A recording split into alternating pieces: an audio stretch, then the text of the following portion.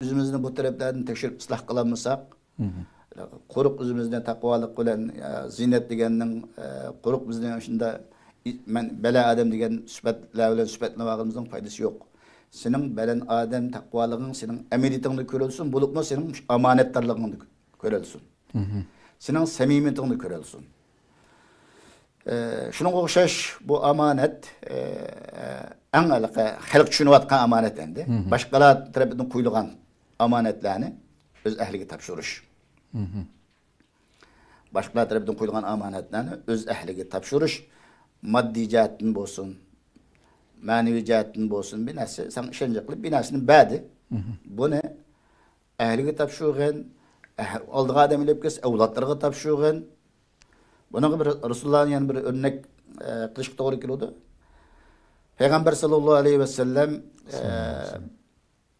Mekke'den, Medine'den Mekke'ye geldi. Mekke fetih kılgan jenisi. Mekke'ni fetih kıldı. Gelip Resulullah Harem mescid çirdi. Harem mescidini tazlap, butlarını içip koyup, bir tavap kılıp, anadan kin tavap kılıp boğandan kin, Kabe'ninki aşkısını açtırıp Kabe'nin içine çırıdendi. İçine çırıp öýädeki näsilnäme tazlaýdygan tazlap oňşap anadan kin şunda bu açkı wagtda demedi. Osman ibn Talha degen sahabe deken kene depdi Resulullah o sahabini tepip ekilip ışıkını açtırgan Kabe'nin ışıkını. Açtırgandan kin Ali radıyallahu anhu'nun bir teması boldu ki çünkü bu hacdanın suğuruş Kabe'nin nimelerin pek çok şerefli hizmettendi. Bu Kabe'nin aşkısının üzdü buluşu. Ali radıyallahu anhu bilimiz meydan. Resulullah'ın ki oğlu Resulullah'ın hem demesi cihan inisi şunda bir yakın hem keng zamanlarda en işencilik bulup Müslümanlar tarafından sayılanan bir halife oldu. Aklımızın taqazası önce bu açıklarını tutuş Ali radıyallahu anhu'ya zaten haklık görüldü taraftan. Bunu talep kılgan bana bəgem bolsa dep Peygamber aleyhissalatu vesselam şu açıklarını Ali bana birayim ki tamam tutuğa vaxtida qana Osman ibn Talha dep Osman ibn Talha'ga qaytırıp bäde deydi. Allah'ın aşı qadim degan ayetki emel kılıp amanetini öz ähliге tapşırma dep. Mana Kabe'nin açıkısı bugünküne kadar Osman ibn Talha'nınki ailesinin nimesi de. Şu kabilede hazırlıkçılık. Evlat. Ağın ta hamidet kıyamet kadar sen de olsun diyen.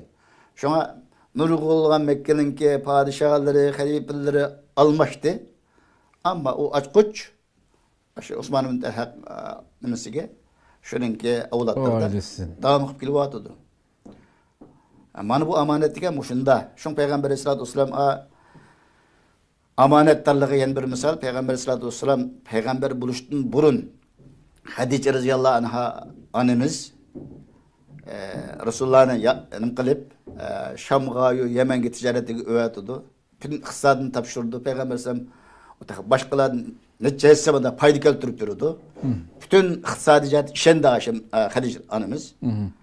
Peygamber sallallahu bu işencilik, bu kabiliyetlik jigitlik kögendiyken özününki nimesine Adem koyup eğer Muhammed izlese ben şununki nikahı için izleyemem.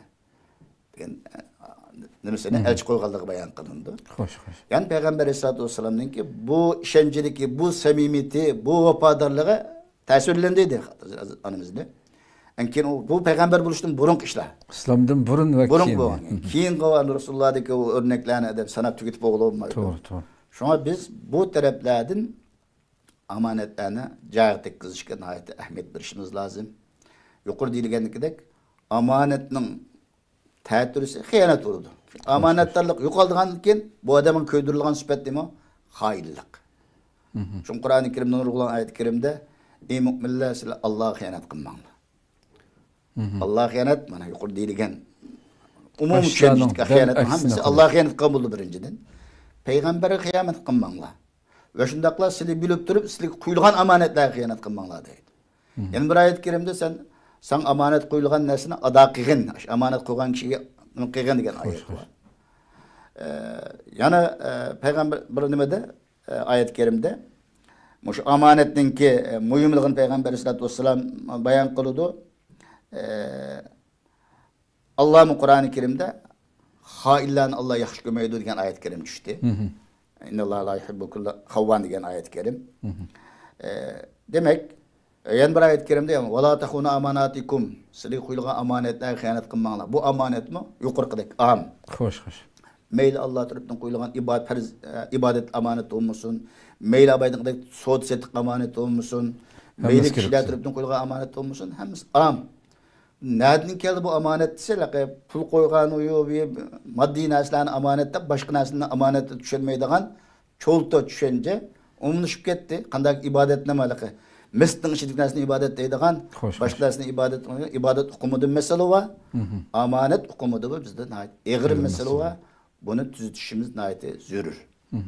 Köptün köp rahmet. Allah razı olsun. Şıkılıp bütün ceriyalarını, tefsilatını sözlüvatla Allah razı olsun. Tekrar bunun üstüge bir söz kılışına hacet yok. Hemmesi nayeti güzel eşildi. Allah razı olsun. Seligimin köp rahmet eytimiz bu istiqlalda işlevatkan karındaşlarımız hakkını halk yetkizmiş için, dinimizin ahkamlarını yetkizmiş için, yani milletimizin bir güzel, kaliplik, isil bir insan buluş için çıkıravatışlar. Hemmenlerden Allah razı olsun. Allah bulanı yaxşılık mizanında kılsın. Arzuyumuz milletimizin şu bir davetlerinin bahsini anlap olsun bir ta'sir kılsa, bir yaxşı, isil müminlerini bulup geçse, dünyadan bəxtini tapsa, ahirette mi Allah'ın aldığı bir cennet ibaret bu mihmahallarda kütülüp bir mükafat erişse deydiğin arzuyumuz var. Amin. İnşallah. Kögülçülerimizden, kasırdan, hemmelerden Allah razı olsun. Köp rahmet. Allah razı olsun.